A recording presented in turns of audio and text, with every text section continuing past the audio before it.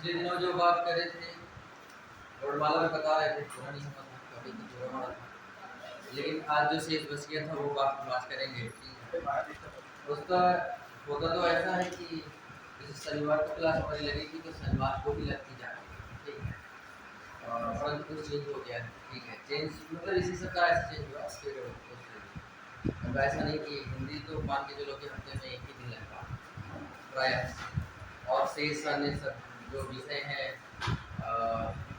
आपके लिए महत्वपूर्ण वाले जिसके आधार पे आपका चयन होता है प्रारंभिक परीक्षा में, तो वही वाले क्या कहते हैं ज़्यादा पढ़ाया जाता है। वैसे हिंदी तो एक दिन लगता है, फिलहाल में पिछले हफ्ते में एक दिन लगी थी, अब इस हफ्ते में भी पहले ही दिन लग गया था। तो हमने पिछले दिनों जो बात करी थी उससे आगे की बात करते हैं। पिछले दिनों हमने वर्णमाला से शुरू किया था, वही टॉपिक मिला था, स्वर और व्यंजनों के बारे में हमने बात करी। एक दूसरा जो वर्णों का उच्चारण स्थान है वो भी परीक्षाओं में आता है, आपकी परीक्षाओं में। ठीक है, जो आपकी परीक्षाओं में जितनी चीजें आती हैं मैं उन्हीं चीजों पे काम करूंगा, जो आपकी परीक्षा में नहीं आते हैं उसमें कोई बात नहीं। जैसे इसके बीच में एक और चीज होती है छोड़ दिया, तो वो परीक्षा में मेरे आपके आते हुए नहीं देखा है। मैंने सारे सेट देखे, बहुत सारे पिछले वर्षों के पेपर्स देखे हैं। सी सेट मैं बात कर रहा हूँ, सी सेट। ठीक है, और यूपी पीसीएस की पिछले दिन भी मैंने बात करी थी, आज मैं बात कर रहा हूँ कि यूपी पीसीएस के हिसाब से ये व्याकरण है।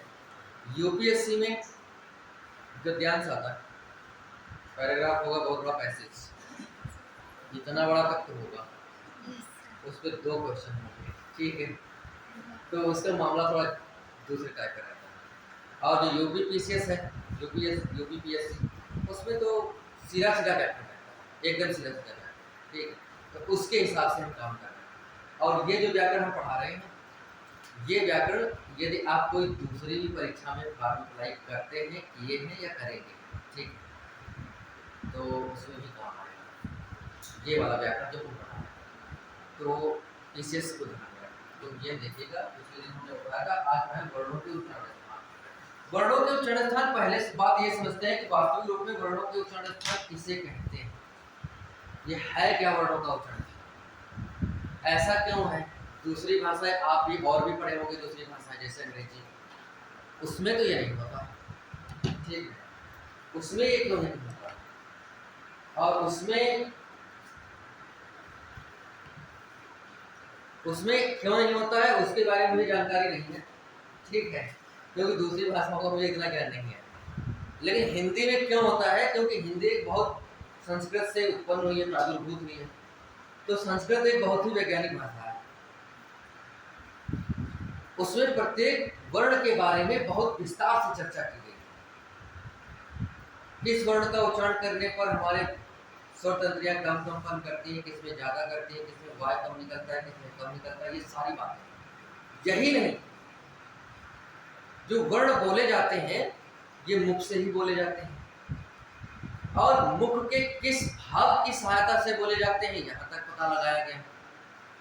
वैज्ञानिकों ने, भाषा वैज्ञानिकों ने खोज की और उन्होंने बताया कि यह अमुक वर्ण इस मुख के इस भाग से बोला जाता है।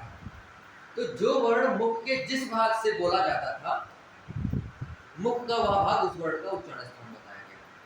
जैसे कोई भी काम करें, जैसे हम लिखने का काम करें, तो लिखने का काम हम पैर से करेंगे क्या? नहीं। तो सिर से करेंगे? नहीं। किससे करेंगे? हाथ से। ऐसे ही बोलने का, और हाथ में भी हाथ तो मियाँ से लगा तो मियाँ तक सब तो पूरा हाथ। ठीक है, हाथ में भी उंगलियों से पकड़ेंगे, ऐसा थोड़ा ना है कि मियाँ से ऐसे पकड़ नहीं पाएंगे, ये भी नहीं है कि नहीं है? उंगलियों से पकड़ेंगे। ऐसे ही एक भावना है, ऐसे ही बात है कि मुख से हम बोलेंगे कोई भी वर्ण, और मुख में भी जैसे हाथ में भी उंगलियां हैं उससे कलम को पकड़ेंगे, वैसे ही मुख में भी विभिन्न भाग है ना? उन भागों की सहायता से वर्ण बोला जाए। तो मुख के जिस भाग की सहायता से जो वर्ण बोला जाता है, मुख का वह भाग उस वर्ण का उच्चारण स्थान कहलाता है। बस यही बात। ठीक है, अब दूसरी बात यह है कि उच्चारण स्थान है कितने? तो हिंदी में तो उच्चारण स्थान है 6, 5 ये और 1 6, परंतु संस्कृत में थोड़ी और बात है। ठीक है, मैं बता देता हूँ।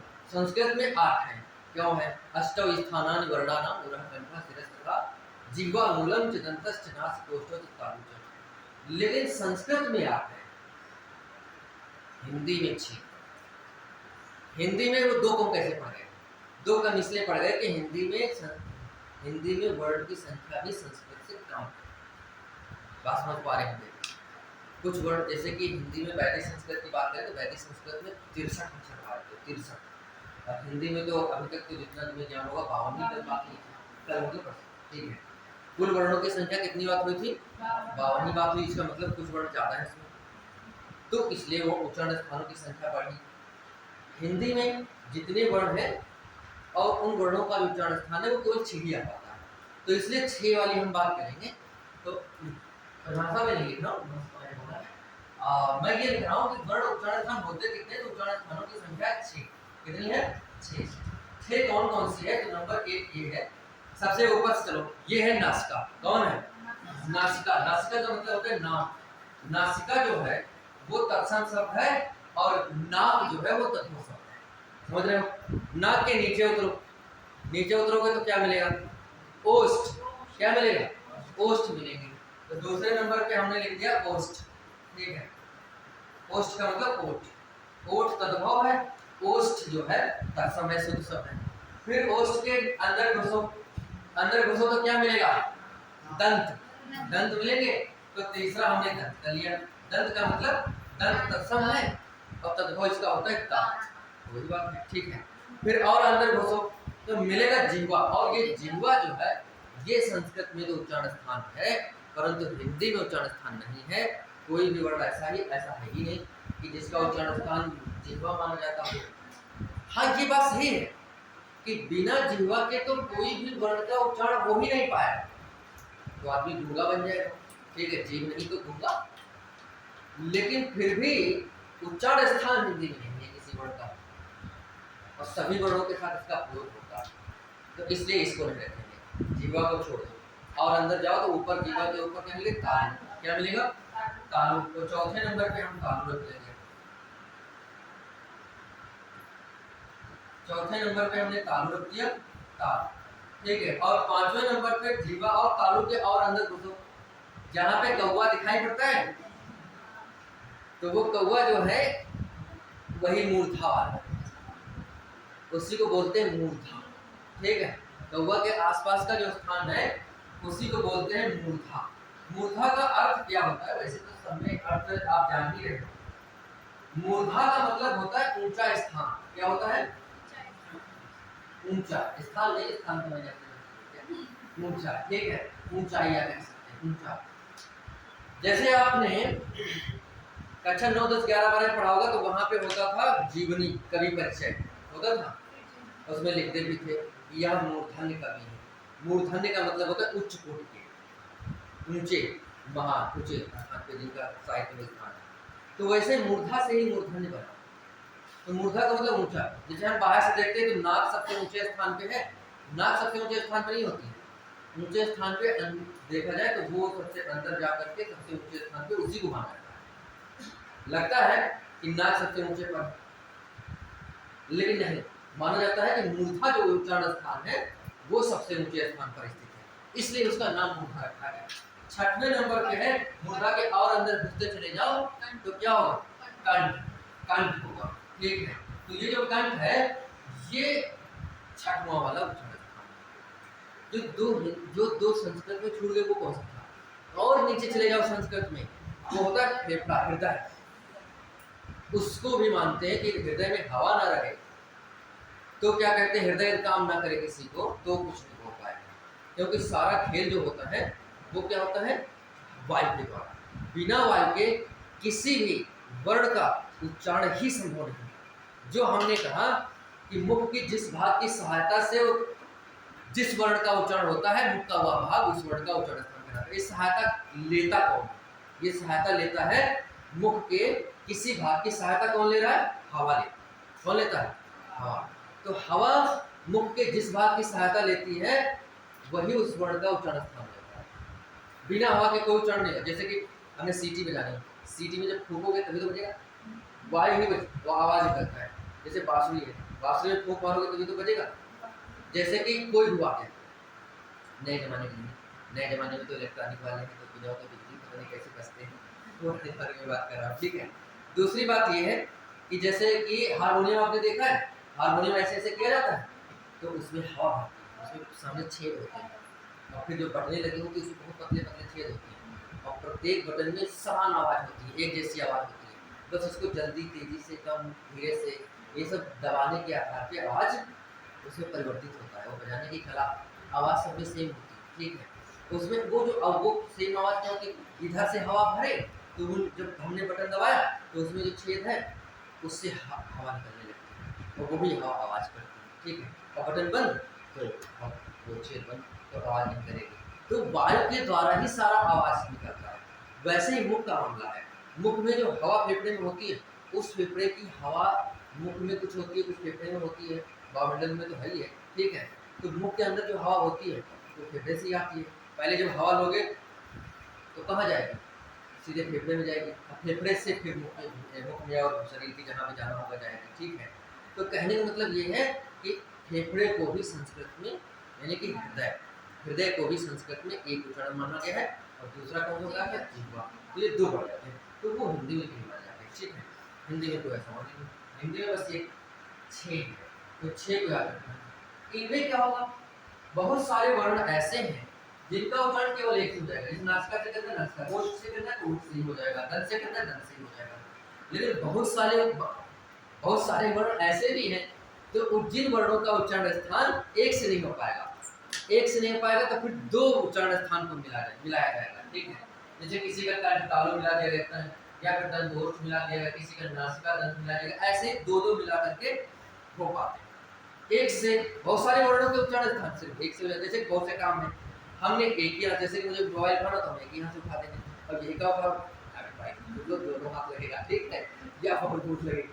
तो कहने का मतलब ये है ऐसे ही बहुत से वर्ण हैं कि जिनको उच्चारण करने पर मुख के किसी एक ही भाग से वो उच्चारण हो जाता है, लेकिन बहुत सारे ऐसे वर्ण हैं जिनका उच्चारण मुख का कोई एक भाग नहीं कर पाता, दो भाग मिलकर करते हैं, तो वो दो भाग दोनों भाग उसके उच्चारण स्थान कहलाते हैं एक साथ, है ना। तो वो उच्चारण स्थान कौन से हैं ये मैं आपको बताना चाहता हूँ। तो ये हम बता दें, परिभाषा मैंने बताया कि मुख के जिस भाग से जिस वर्ण का उच्चारण स्थान होता है वही भाग मुख का वो भाग उस वर्ण का उच्चारण स्थान कहलाता है। उच्चारण स्थान की संख्या 6 है। अब देख कौन से वर्ण का कौन सा उच्चारण स्थान है ये मैं आपको बताता हूँ।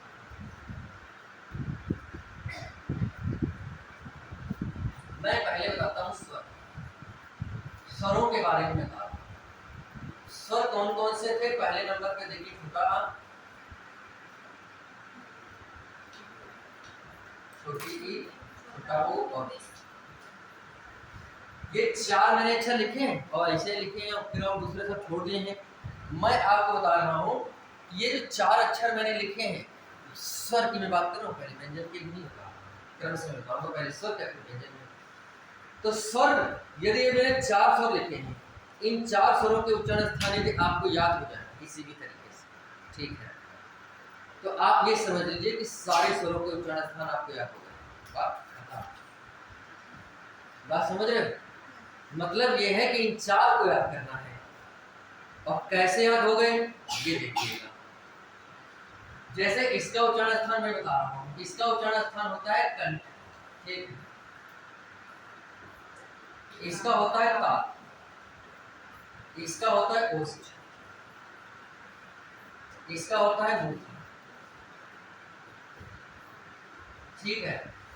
मैं इस कंठ का पहला अक्षर ले लूं का, तालु का पहला अक्षर ले लूं ता, और ओ का पहला अक्षर ले लूं ओष्ठ का पहला अक्षर ले लूं ओ, मूर्धा का पहला अक्षर ले लूं मैं मू, और मैं सूत्र बना सकता हूं कता ओम। ये सूत्र यदि मुझे याद है कता ओम, देखो छोटा छोटी छोटा और री, ये तो इसी क्रम से रहते हैं, हमने तो इसमें कुछ किया नहीं, तो आप जान ही रहे हो, ठीक है। और इसको इस क्रम से याद करने के लिए छोटा आ कंठ, ता से कंठ, ता से तालु, ओ से ओष्ठ, मुंह से मुखा। तो छोटा आ का उच्चारण कंठ से ता और छोटी ई का उच्चारण तालु से, छोटा ऊ का उच्चारण ओष्ठ से और वी का उच्चारण मुखा से। इतने 4 याद हो गए तो समझ लिए सारे स्वर के उच्चारण स्थान याद हो। तो मान लिया कि हमें ये 4 याद हो गए, ये पहले से याद है तो बहुत बढ़िया बात है, नहीं याद है तो चाहे जैसे याद करो, चाहो तो ऐसे भी याद कर लो, ठीक है, उससे कोई दिक्कत नहीं, याद करना है। तो देखो मैंने मान लिया मुझे 4 याद हो गए, तो जो शेष बचे तो बचे कौन, तो स्वर तो 11 थे ना, बचा इसका बड़ा वाला, कौन सा बचा, इसका बड़ा आ वाला बचा, बचा इसका एक बड़ी ई वाला, बचा कौन सा, बड़ा ऊ, और बड़ी ई होता नहीं हिंदी में, हमारे वर्ड है, संस्कृत में होता है, लेकिन उसकी भी बात नहीं करूँगा क्योंकि उसकी जरूरत ही नहीं मुझे है, हिंदी में पढ़ा रहे हैं संस्कृत थोड़ा ना, तो इसलिए बड़ी ई संस्कृत में होती है, हिंदी में होती है, तो यहाँ पे तो 11 ही तो कुल स्वर होते थे, तो 11 में से 4 को तो मैंने पहले याद कर लिया।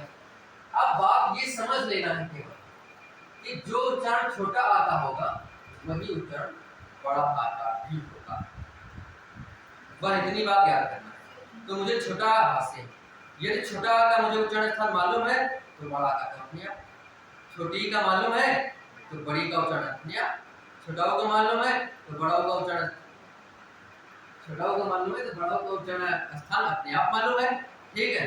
तो हमने कहा केवल 4 याद करो, अब शेष तो अपने आप याद हो गए, ठीक बात है। अब कौन बच गए, शेष और बच गए कुछ, शेष और जो बचे वो कौन से हैं, वो है ये ए, ऐ और फिर ओ और औ, यही तो बचे हैं, कुल स्वर 11 ही तो थे, तो यही 4 बचे हैं। इनका भी उच्चारण स्थान फिर कैसे होगा, परसों जो पढ़े होंगे उनको ये मालूम होगा कि ये जो है, ये जो मैंने लिखे हैं चारों, ये है संयुक्त दीर्घ स्वर, संयुक्त है, संयुक्त का मतलब जुड़े हुए, तो एक किससे जुड़ा हुआ है, मैंने पिछले दिन ये बताया था, ये जुड़ा हुआ है छोटा आ से और छोटी ई से, क्यों, नर प्लस इंद्र बराबर नरेंद्र, सुर प्लस ईश बराबर सुरेश, कौन से नियम से, गुण संधि के नियम से, ये मैंने पिछले दिन ही बताया था, ये आप गुण संधि का नियम जानते भी है कि नहीं है।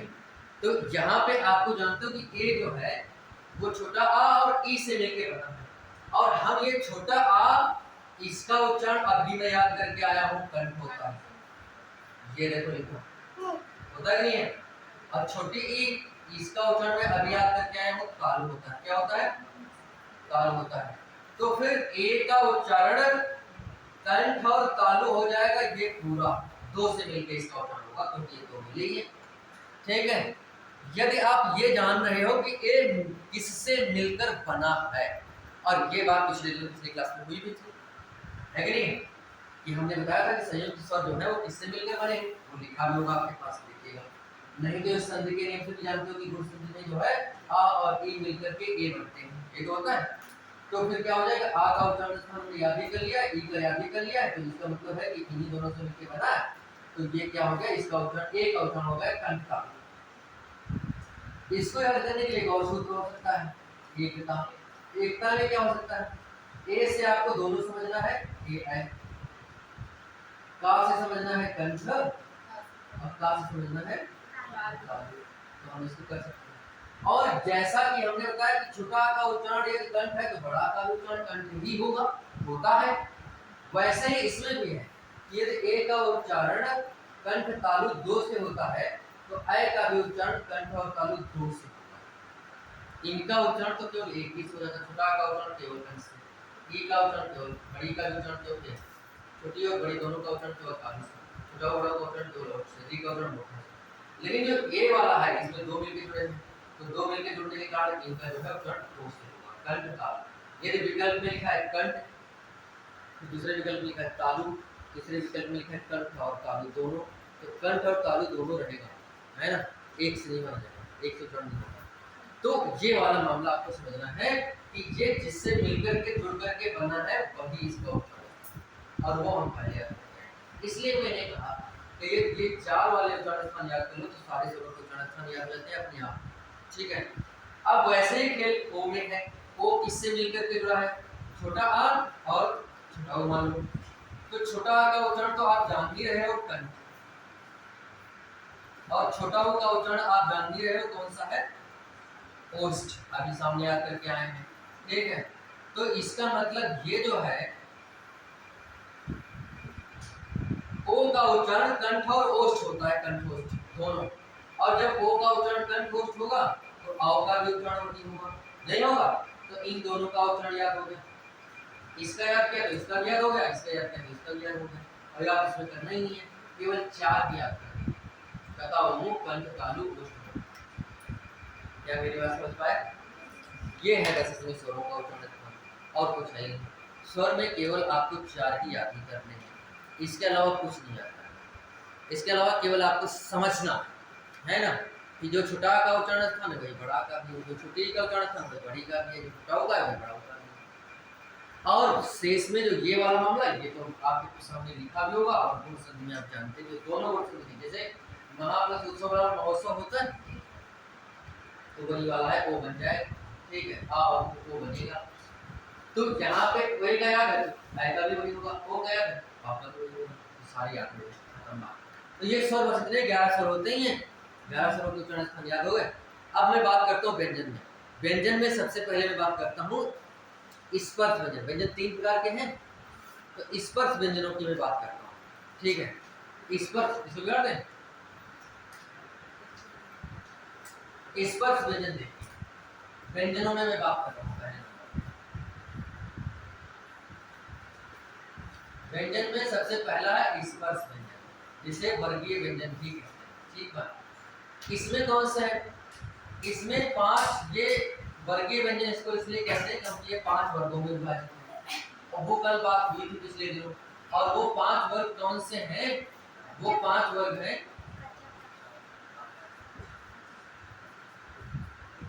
कचट तप, यही तो है।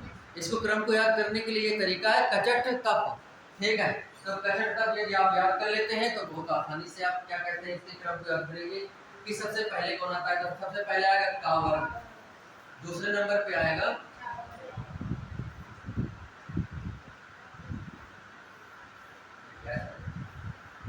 ये कुछ जो है ज्यादा पुराना हमको लगा, ज्यादा इसमें काम हो गया तो इसलिए आगे परेशान। तो का वर्ग हो गया, चा वर्ग हो गया, का वर्ग हो गया, और ता वर्ग हो गया, और क्या हो गया, तो कहने का मतलब ये है कि इतने वर्ग हैं, इनमें कौन से अक्षर हैं,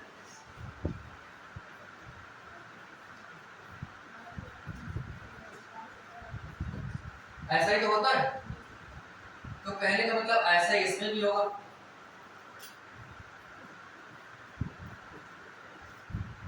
ऐसा इसमें भी होगा।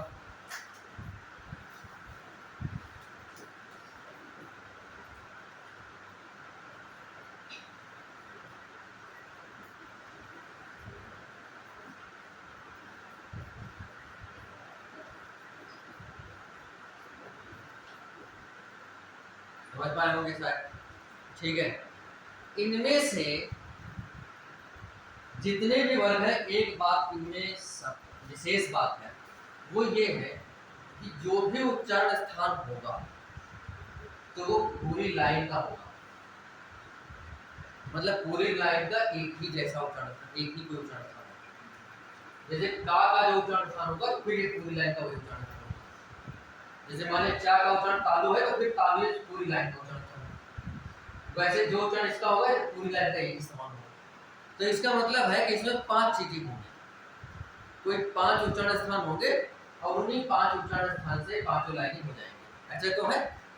हाँ, तो ऐसा ही एक है, तो इसका उच्चारण होता है कंठ से, पूरी लाइन का उच्चारण क्या होता है, कंठ से। इसमें कोई एक बात और है वो हम बात करेंगे, ठीक है, पहले ये बात समझ लेते हैं। तो इस पूरी लाइन का उच्चारण स्थान क्या होता है, कंठ से। इस पूरी लाइन का उच्चारण स्थान होता है कान से। इस पूरी लाइन का उच्चारण स्थान होता है मूर्धा से, ठीक है। इसका पूरी लाइन से उच्चारण स्थान क्या होता है, दंत से। और इसका पूरी लाइन से उच्चारण स्थान क्या होता है, पूरी लाइन का उच्चारण स्थान से बिल्कुल ओष्ठ का पा, था, बा और भा और मा सबका उच्चारण ओष्ठ से हुआ। ता, था, दा, भा, ना सबका उच्चारण दंत से हुआ। ट, ढ, ढ, ढ, ढ सबका उच्चारण मूर्धा से। च, छ, ज, झ, ञ सबका उच्चारण ताल से। ता, था, द, ध, अन सबका उच्चारण कंठ से, मतलब पूरी लाइन का उच्चारण सेम सेम। ठीक है, तो यदि मैं ऐसे ही कर लूं जैसे मैंने उसको किया था, इसका मैं का ले लूं, इसका मैं का ले लूं, इसका मैं मुंह ले लूं, इसका मैं दंत ले लूं और इसका मैं ओष्ठ ले लूं। आप ये देखिएगा, इसमें पहली पहली लाइन कर लूं तो ये हो जाएगा क ता मु ट, और ये जो है कचट तक तो है, ये क च ट त, ये कचट तक। तो यदि मैं चाहूं तो इसका उच्चारण ऐसे भी कर सकता हूं इस सूत्र से कि का चट तक में का का मतलब है कवर और तथा मुदो में का का मतलब है कंठ। तो कवर का उच्चारण क्या हो जाएगा? कंठ से। वैसे ही चा का इस चा का मतलब है चवर और इस का मतलब है तालु। चवर का उच्चारण क्या हो जाएगा? चवर का मतलब ये पूरा वर्ग पांचों अक्षर, ये तो बात होगा। इसका उच्चारण हो जाएगा तालु। यदि मैं टा का मतलब ले लूं टावर पूरा, तो टावर का उच्चारण कितना होगा? मूर्धा से होगा, क्या नहीं होगा? टावर का उच्चारण किससे होगा? मूर्धा से होगा। देखो यहाँ लिखा है, इस सूत्र में भी आ रहा है। टावर का उच्चारण स्थान दंत होता है। देखो ता का उच्चारण, टावर का उच्चारण स्थान क्या हो जाएगा? दंत हो जाएगा। अब ये जो मात्रा लगी है ना, ये पावर का उच्चारण स्थान मान, ये जो मात्रा लगी, ठीक, ये मात्रा पावर का मतलब ओ का मतलब पोस्ट, और का का मतलब दा, और का वर्ग जो है उच्चारण होगा दा का मतलब धन, और का का मतलब टावर, टावर का उच्चारण धन। ठीक है, यदि मैं इस सूत्र से भी याद करना चाहूँ तो याद कर सकता है, अन्यथा डायरेक्ट आपको याद है तो बहुत बढ़िया बात, डायरेक्ट याद कर सकते हैं। जैसे हमने लिखा है कि कावर का उच्चारण जो होता है कंठ से, चावल का ताली से, चावल का मोटा से, चावल का दंत से, पावर का ओठ से। यदि आपको डायरेक्ट याद कर सकते हैं तो कोई बात नहीं, उससे कोई दिक्कत नहीं है। यदि आप चाहते हैं कि कुछ ट्रिक से याद करें तो भी ठीक है, और वैसे क्या है आप अपनी भी कोई ट्रिक बना सकते हैं, इसमें क्या बुराई है कि नहीं। तो इसलिए जैसे भी याद हो आप याद करिए केवल, है ना, और याद करना जरूरी है क्योंकि परीक्षाओं में पूछते भी हैं। ट्रिक वाली एक अलग बात होती है, जरूरी होती है, कभी कभी थोड़ा बहुत ट्रिक से भी अच्छा काम कर जाता है, नहीं तो कोई जरूरी नहीं। यदि आपको डायरेक्ट याद हो रहा है तो बहुत ही अच्छा, ट्रिक से याद हो रहा है तो भी कोई दिक्कत नहीं है ना, तो उसमें कोई दिक्कत नहीं। हाँ, तो ये पूरा याद हो गया स्पर्श वाले। इसमें एक बात बची, एक बात हो कौन सी? एक बात ये है कि आपने कहीं पे ये बात जरूर पढ़ी होगी, अथवा पिछले दिन में मैंने कहा, हाँ, तो वो पिछली बार में मैंने कल भी बताया, परसों बताया, ये जो पांचवें नंबर पे एक बात होता है, ये हमने कहा था कि अपने वर्गों के साथ साथ इसमें नासिका भी जुड़ता है। क्या जुड़ता है? नासिका भी जुड़ेगा। तो बस इतनी बात और याद रखनी है, और तो खत्म बात। मतलब ये पूरा पूरा लाइन है तो रहेगा ही रहेगा, साथ में इस पांचवें वाले में नासिका जुड़ गई है। किस प्रकार से देखिएगा,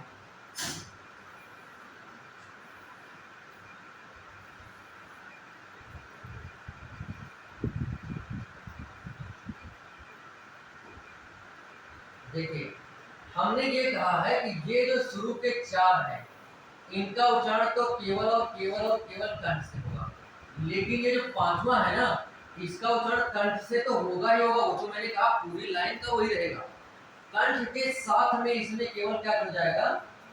नासिका जुड़ेगी, बस इसका मामला ये है। इसका का था गा था, इसका उच्चारण केवल एक ही से होगा, कंठ से। लेकिन पांचवें वाले में एक बात समझने योग्य है, केवल आप समझते रहिएगा और इससे पूरा याद ही हो गया कि किस लाइन का कौन सा उच्चारण स्थान है। केवल एक बात समझ लेनी है कि इन चार का उच्चारण तो केवल कंठ है, लेकिन पांचवें का भी उच्चारण कंठ ही है, लेकिन उसमें एक चीज और जुड़ जाएगी, इसका उच्चारण नासिका, इसका उच्चारण जो होगा दो से। इनका सबका उच्चारण तो एक ही से हो जाता था, कोई दिक्कत नहीं, लेकिन इस वाले में समस्या है कि इसका उच्चारण जो है नासिका भी लगाया जाएगा, नासिका भी जोड़ा जाएगा। तो इसका उच्चारण जो पांचवें अक्षर है तो अपने वर्ग के साथ साथ नासिका भी लगाना होगा। बताना भी होगा, वही माना भी जाता है कि आप नासिका छोड़े तो वो गलत हो गया आपका। तो अन्य का उच्चारण जो 4 लिखे हैं शुरू के, उनके तो केवल कंठ बताएंगे, नासिका लिखा होगा तो भी गलत, केवल कंठ होगा। लेकिन पांचवें वाले का कंठ भी होगा और नासिका भी, खाली नासिका बताएंगे तो भी गलत, नासिका कंठ होगा। ऐसे ही मामला इसमें भी है, शुरू के जो 4 है इनका उच्चारण तो केवल तालु से होगा, लेकिन जो पांचवा है इसका तालु के साथ साथ में क्या जुड़ेगा, नासिका जुड़ेगा। ऐसे ही इसमें भी है, इसमें पांचवे में इसमें नासिका जुड़ेगा, और ये शेष जो होंगे इनका उच्चारण सिर्फ एक ही से रहेगा, मूर्धा से रहेगा। ठीक है, ऐसे ही मामला इसमें भी है, इसका उच्चारण तो केवल दंत से ही होगा, ठीक है, लेकिन इस पांचवे वाले में मामला ये है कि दंत के साथ साथ नासिका भी हो जाएगा। ठीक है, ऐसे ही मामला ये भी रहेगा इसमें। ठीक है, इसमें केवल जो है ओष्ठ का उच्चारण होगा, इनसे इनका उच्चारण केवल ओष्ठ से होगा, लेकिन पांचवें का उच्चारण ओष्ठ के साथ साथ नासिका से होगा। जो हम ये बात बताए हैं, ये बात क्या समझ पाए हो कुछ? किसी को कोई दिक्कत हो तो बताओ भाई, मुझे जल्दी बता दिया। ठीक है, किसी को कोई मतलब इस बात को समझने में दिक्कत हो कि हम ये क्या कह रहे हैं, पहले कहे थे पांचों, अब कुछ इसमें गड़बड़ कर रहे हैं। गड़बड़ कुछ नहीं है, अन का जो उच्चारण स्थान है ये इसका भी कंठ होता है, इनका केवल कंठ होता है, इसमें एक नई चीज जुड़ जाती है। इन पांचों में क्या कहते हैं, एक नासिका जुड़ जाती है सबमें, और उनका जो उच्चारण स्थान होता है वो अपनी लाइन का जो होता है वही रहेगा, साथ में केवल नासिका जुड़ेगा, और सिर्फ पांचों वाले और किसी में। ठीक है, इसीलिए इन पांचों को कहते हैं नासिक के वर्ण या अनुनासिक वर्ण, इसीलिए कहा जाता है क्योंकि उसमें नासिका एक ज्यादा जुड़ती है, बस और कोई बात नहीं होती। तो ये मैंने स्पर्श का बताया, बस स्पर्श में इतनी बात है। अब मैं आपको बात कर रहा हूं अंतःस्थ और उष्ण की। ठीक है, तो ये बिगड़ है, तो अंतःस्थ वर्ण कौन से हैं, अंतःस्थ और उष्ण। अंतःस्थ जो होते हैं वो होते हैं या, रा, ला और उष्ण जो होते हैं वो होते हैं सा, सा, सा। इसमें देखो, इसको ये मैं जोड़ दूं तो यहां पे मेरे को ता, मु और त। ठीक है, ये मैंने क्यों लिखा,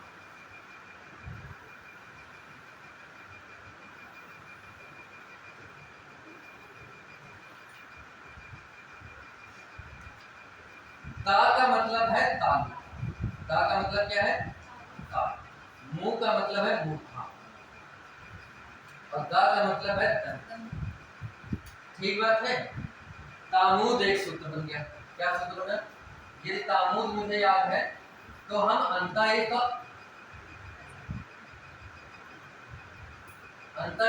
और उष्ण,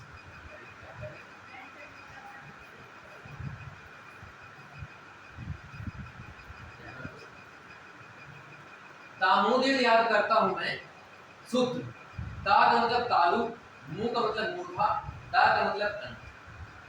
तो मुझे अंतःस्थ और उष्ण वर्णों के उच्चारण स्थान काफी कुछ याद हो जाते हैं इन दो को छोड़।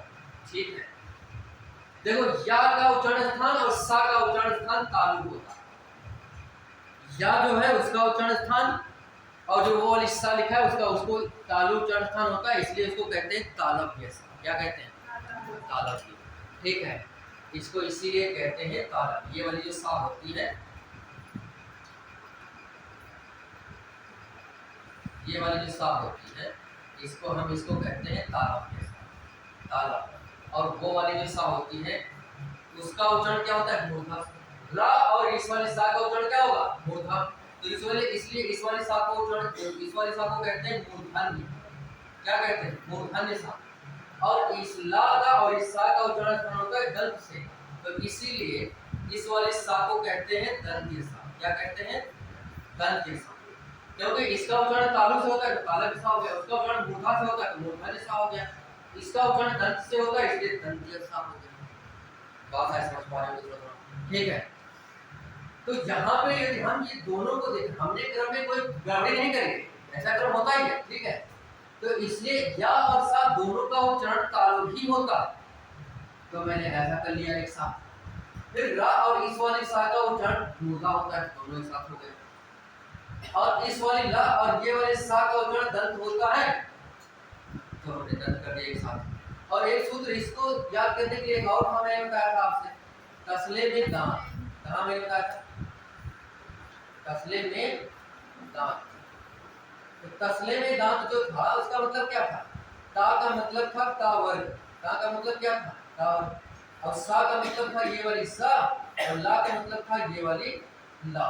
यानी कि ता वर्ग का, सा का और ला का उच्चारण स्थान दंत होता है। तो तसले में दांत यदि आपको याद है तभी वो, लेकिन वो उसमें केवल एक ही बात याद होती है ना। तो इसलिए कैसे भी उससे भी याद कर सकते हैं, इसे भी याद कर सकते हैं, दोनों को याद रख सकते हैं, इसमें कोई दिक्कत नहीं है। तो तामूद मैं याद कर लूं, तामूद, तो इससे मुझे या और सा का उच्चारण तालु से, रा और सा का उच्चारण मूर्धा से, ला और सा का उच्चारण उच्चारण से हो जाएगा। अब बात रही, देखो इसका उच्चारण होता है, ये परीक्षा पूछता है, तो ये परीक्षा पूछते क्योंकि इसका उच्चारण एक अलग, वो सबसे अलग, तो साथ में नहीं, क्योंकि वा का उच्चारण कुछ और होता है, हा का उच्चारण कुछ और होता है, इसलिए हम एक साथ उसको नहीं ले सकते। ठीक है, तो वा का उच्चारण याद करने के लिए संस्कृत में सूत्र होता है वकारस्य,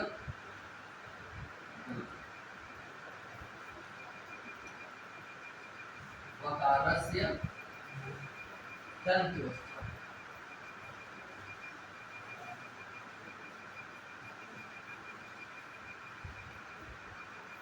ये होता है सूत्र वकारस्य दंत्योस्थम। इसका मतलब होता है कि व का उच्चारण दंत और ओष्ठ से होता है, तो यहाँ पे याद रखेंगे दंत और प्लस ओष्ठ, इसको आप याद करेंगे। ये है इसका उच्चारण। व का उच्चारण स्थान होता है दंत ओष्ठ। दंत और ओष्ठ दो मिलकर के व का उच्चारण करते हैं और ये परीक्षा में पूछ से भी पूछ है, क्योंकि ये अलग सबसे इसका उच्चारण स्थान, और तो सब दो दो तीन तीन एक साथ मिल जाते हैं, ये केवल एक अलग है। ठीक है, तो इसलिए परीक्षा में पूछते भी खूब है कि वा का उच्चारण स्थान बताओ, तो वा का उच्चारण स्थान दो होता है, एक नहीं बता सकते हैं, दो, दंत और ओष्ठ दोनों, है ना। जिस विकल्प में दोनों होंगे वही बताओगे, एक किसी दंत है नहीं, गलत है, तो एक किसी विकल्प में ओष्ठ है वो भी गलत है, दंत ओष्ठ दोनों जिस विकल्प में होंगे वो वाला विकल्प सही है। ठीक है, तो आपको याद रखना है। तो वैसे डायरेक्ट याद कर लो कि वह दंत और ओष्ठ से वा का उच्चारण होता है, या फिर संस्कृत में याद करो दंत ओष्ठम वकारस्य, दंत्योष्ठम भी याद कर सकते हो, कोई दिक्कत नहीं है। हा का उच्चारण स्थान में बताता हूं।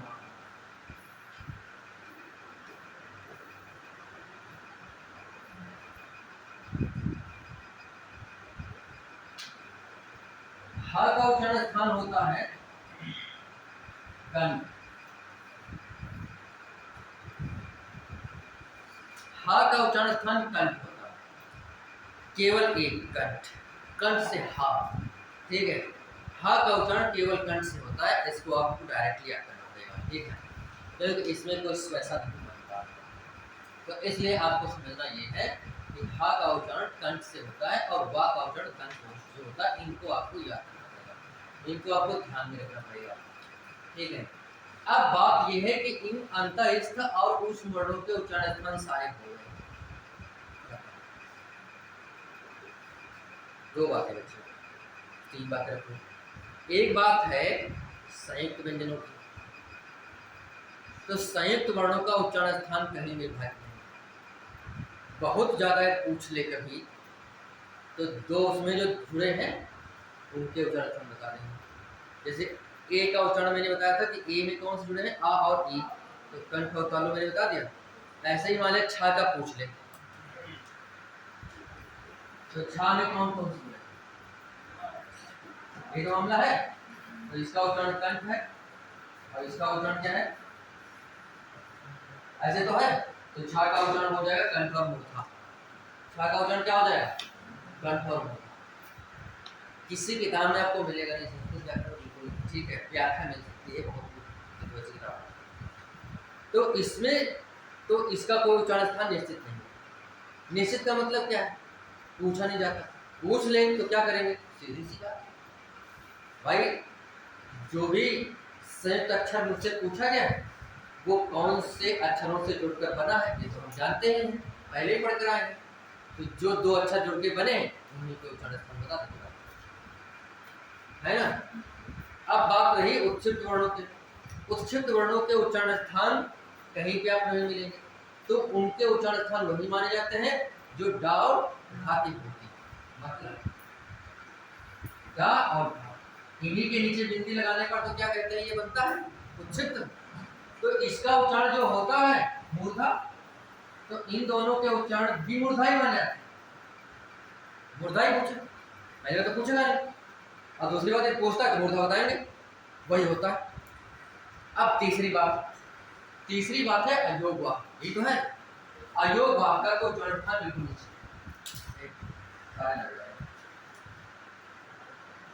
अयोग वाह का उच्चारण स्थान नीचे। अयोग वाह पूछता है, अयोग वाह में कौन से हैं? अयोग वाह में दो होते हैं। अयोग वाह नंबर 1 नंबर 2, एक होता है अनुस्वार, क्या होता है अनुस्वार, और दूसरा होता है विसर्ग। यहाँ पे हम लिख सकते हैं अयोग वाह। अयोग वाह में एक होता है अनुस्वार और दूसरा होता है विसर्ग। अनुस्वार कौन सा होता है, ये वाला, और ये है विसर्ग, ठीक है। इसका चिन्ह क्या होगा ऐसे, और इसका चिन्ह क्या होगा ऐसे, है ना। तो इसका जो उच्चारण स्थान होता है वो होता है अनुस्वार का उच्चारण स्थान होता है नासिका, क्या होता है नासिका। और जो विसर्ग है उसका उच्चारण क्या होता है कंठ, क्या होता है कंठ। विसर्ग का उच्चारण कंठ होता है। हाँ, इस बात को याद करने के लिए मैं आपको एक बात बताना चाहता हूँ, वो ये है,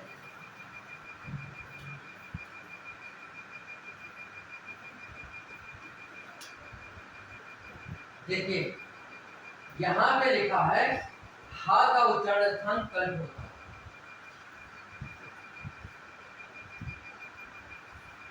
ठीक बात है।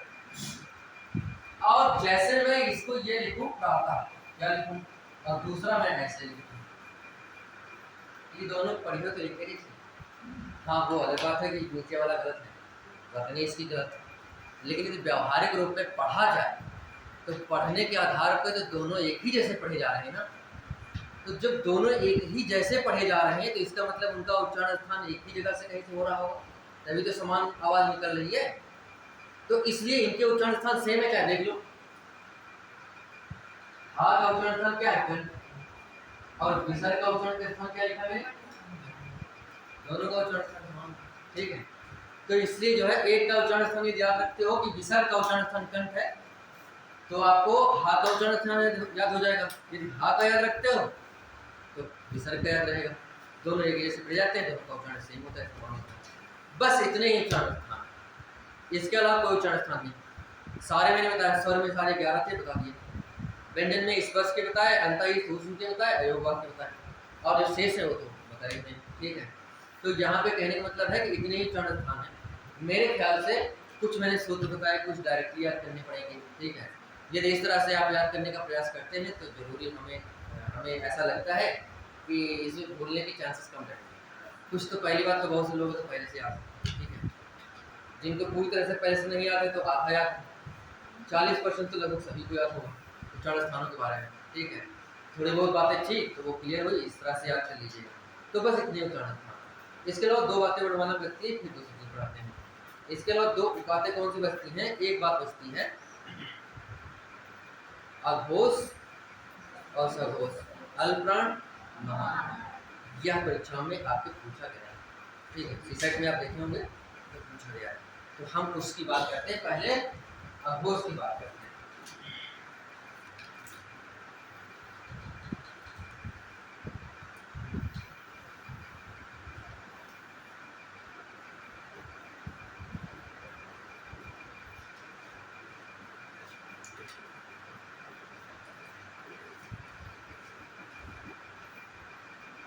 देखो, एक है अघोष और दूसरा है इसका विलोम क्या होता है घोष या सघोष, वो दोनों एक ही बात है। घोष को और चाहे सघोष को, दोनों एक ही बात है। अर्थ क्या है इसका, देखो बात ये घोष का मतलब है,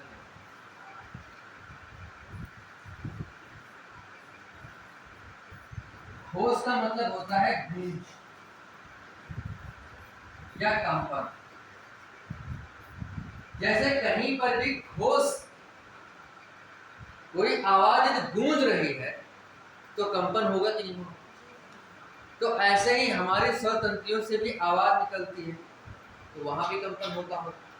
ठीक है, तो उसके आधार पर भाषा वैज्ञानिकों ने, ये हिंदी में सब कुछ नहीं, जितना ये सब कुछ पढ़ाया जा रहा है उच्चारण स्थान, हिंदी के विद्वानों ने अभी तक कुछ नहीं खोज पाए। मतलब कुछ नहीं तो ज्यादा भी कुछ, ठीक है, मतलब इस प्रकार की वर्णमाला में कोई चीज नहीं खोज नहीं पाए हिंदी के विद्वान। ये जितनी भी चीजें हैं ये सब संस्कृत के व्याकरण से।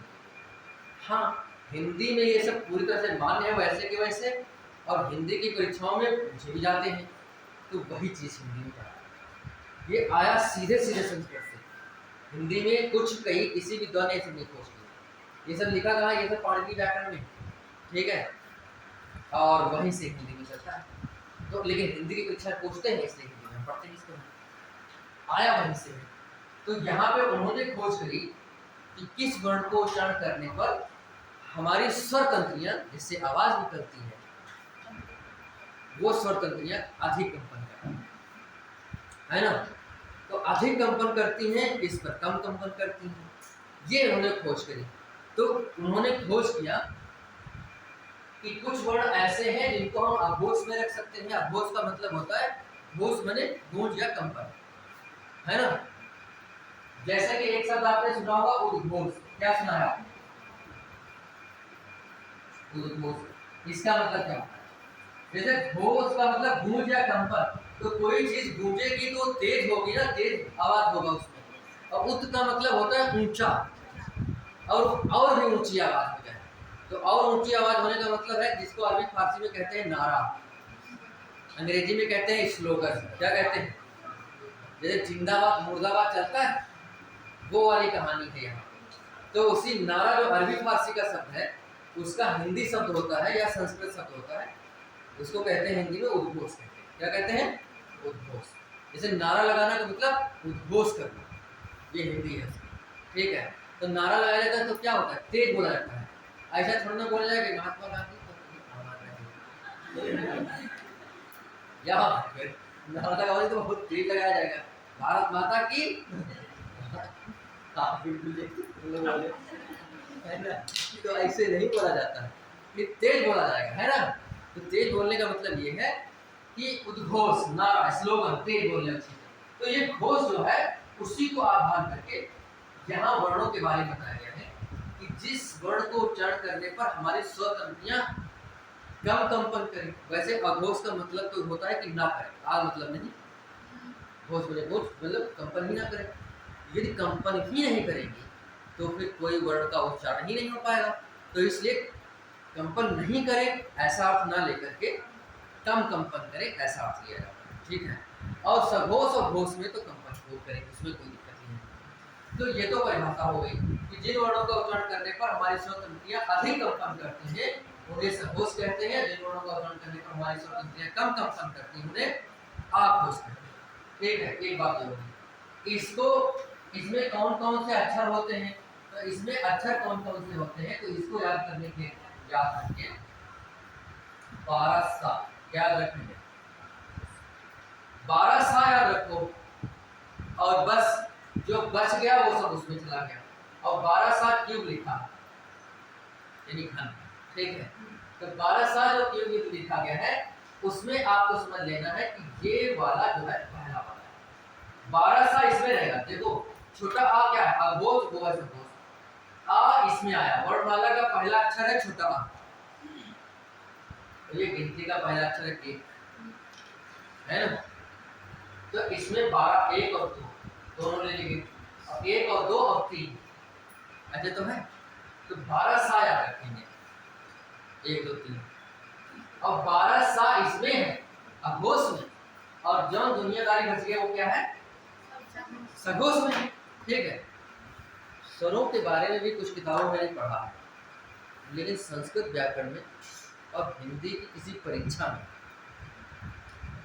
प्रैक्टिस सेट में तो मैंने देखा है, कुछ भी जो प्रैक्टिस सेट आते हैं ना उसमें देते हैं लेकिन किसी परीक्षा में मैंने देखा कि ये पूछा हो कि स्वरों के बारे में बताइए कि अघोष है कि सघोष। स्वरों के बारे में संस्कृत नहीं बताती है, स्वरों को अघोष और सघोष की वर्णमाला के दायरे में नहीं रखती संस्कृत, तो इसलिए मैं स्वरों को यहाँ पे शामिल नहीं करता। जो बात संस्कृत में है शुद्धतम है, मैं उसको बता रहा हूँ, ठीक है। तो इसलिए जो है स्वरों का यहाँ पे कोई वर्णन, स्वरों के बारे में कोई बात। तो यहाँ पे इसके व्यंजनों के बारे में बात है। तो अघोष कौन कौन से हैं? 12 सा। अब 12 सा याद रखेंगे तो 12 सा का मतलब क्या हुआ? तो मतलब देखो ये है, मतलब ये है कि वर्गों के पहले और दूसरे वर्ग, यही तो है।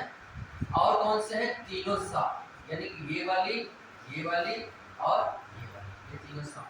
हाँ नहीं रहेगा इसमें, बात ठीक है, हाँ नहीं रहेगा इसमें, और तीनों सा रहेंगे।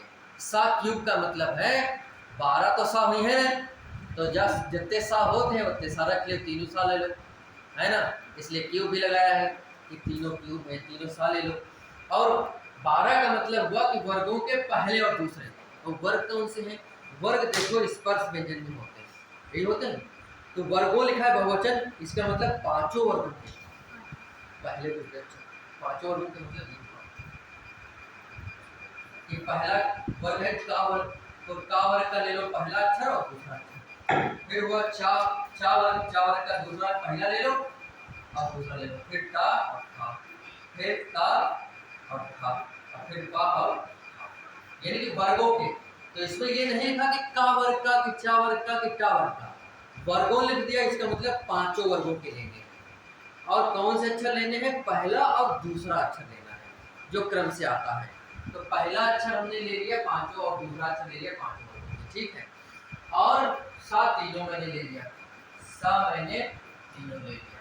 इतने अक्षर आते हैं आपको इसमें। और जो शेष बच गए ना, वो सब हो गए सघोष में। तो सघोष में कौन सा हो गया?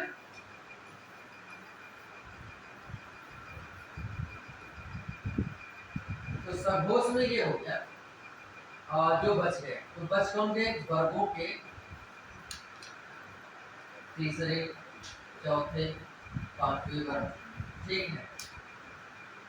और हा बच गया था, तो हा भी ले लेंगे, ठीक है। और कौन बच गए हैं? अंतर बच गए हैं, तो अंतर ले लेंगे साथ, यही तो बात है। तो इतने अक्षर इसमें आएंगे। तो इसमें इतने अक्षर आएंगे तो कौन कौन से लिख लेते हैं? का हो गया, गा घा अम, जा छा जा छा जा छा जा छा गा था गा हा गा हा और, ठीक है। और हा बच गया था, अंतरिक्ष बच गए थे, या रा ला वा, ये हो गया अंतरिक्ष, अब ये हो गया। इतने अक्षर आते हैं सघोष में, घोष वाले, ठीक है। तो अघोष, एक बात याद रखो खाली कि अघोष में है 12 सा, है ना। अघोष में 12 सा है, और अघोष में 12 सा है, तो जो बच गया शेष 12 सा के अलावा वो सब सघोष में चला जाएगा। तो वो हमने वहां पे लिखा। ये सीधे आता है कि निम्नलिखित में से कौन सा वर्ण अघोष है, या निम्नलिखित में से कौन सा वर्ण घोष या सघोष है। तो ऐसा प्रश्न आएगा, तो ये बात यदि आपको मालूम रहेगी तो आप बता पाएंगे मेरे ख्याल से। आज से प्रश्न आएंगे सी सेट में, ठीक है। तो बात ये है। दूसरी बात, सी सेट में क्या होता है कि जैसे जिसकी मैथ ठीक है तो ठीक है, चलो ठीक है, रीजनिंग भी ठीक हो जाएगी। लेकिन एक बात ये है कि जिसकी मैथ रीजनिंग ठीक नहीं है, फिर उसको सी सेट हिंदी ही पास करवाएंगे, है ना। और दूसरी बात है, मैथ रीजनिंग में आपको वैसे भी दिमाग नहीं लगाना है। दिमाग तो आपको लगाना इतिहास में, भूगोल में, अर्थशास्त्र में, राजनीति में, समाज व्यवस्था में, विज्ञान में, इसी तरह करंट अफेयर में, है कि नहीं है। दिमाग इसमें लगाना है, क्योंकि पास तो आप इसके आधार पे होंगे पीसीएस, और हिंदी के आधार पे कोई तो उत्तरी तो पास नहीं होंगे। लेकिन सीसेट में यदि दिक्कत पड़ रही है तो हिंदी का काम आया। दूसरी बात, जो मेंस में होता है, मेंस में, तो मेंस में एक पेपर होता है हिंदी का पूरा 150 नंबर होता है। यूपीपीसीसी की बात करें, वो मेंस में होता है, उसके पूरे नंबर होते हैं, वो ऑप्शनल नहीं। कि हिंदी नहीं पढ़े तो मैथ से काम चल जाए, वो कुछ उसमें हिंदी की और 150 क्वेश्चन। तो वो क्वेश्चन जो है उसमें व्याकरण भी थोड़ी बहुत पूछते हैं, पर्यायवाची को पूछते हैं, लोकोक्तियाँ मुहावरे पूछते हैं, ऐसे ही जो ये चीज़ें होती हैं पूछते हैं, संक्षेपण पलवन पूछते हैं, पात्रलेखन पूछते हैं, है ना, ऐसी चीज़ें पूछते हैं। तो उसमें संक्षेपण पलवन का मतलब होता है व्याख्या, पलवन का मतलब होता है विस्तार देना। जैसे कक्षा 9-10 में एक बात पढ़ी थी, सूक्ति, सूक्ति पढ़ी थी, एक लाइन होती थी सूक्ति और उसको 10 लाइन बनानी होती थी कि इस सूक्ति में क्या कहा, बस वही पलवन होता है मतलब। और संक्षेपण का मतलब होता है सारांश। सारांश जैसे आपने देखा होगा कि कहानियाँ कक्षा 9-10 में इतना बड़ा कहानी होती थी और उस इतनी बड़ी कहानी को जो पाठ्य पुस्तक में किताब में जो 10 पेज में कहानी लिखी होती थी, गाइड में उसी कहानी को सारांश में एक पेज में लिख देते थे, होता था। तो उसको कम करना संक्षेपण है, यानी कि सारांश निकालना। सारांश निकालना संक्षेपण होता है और उसका विस्तार रूप देना, व्याख्या करना पलवन। तो ये चीज़ें वहाँ पूछते हैं, थोड़ा इससे हटके हैं, लेकिन बहुत सी चीज़ें वर्णमाला के तो नहीं आती उसमें, लेकिन आगे की जैसे कि वाक्य वगैरह उसमें बातें पास और भी चीज़ तो वो होता है, लेकिन वो तो बात की बात है। पहले तो हम ये पास करेंगे, ठीक है, पहले तो सीसेट तो प्री पास करेंगे तब मेंस में जाएंगे, तो इसलिए जो है पहले प्री की तैयारी करना है। तो यहाँ पे ये हो गया। अब मैं बता रहा हूँ आपको भू संकोच की बात। अरे भू संकोच हो गया, अल्पप्रण, इसके बाद वर्णमाला खत्म, अल्पप्रण और हो गया महाप्रण।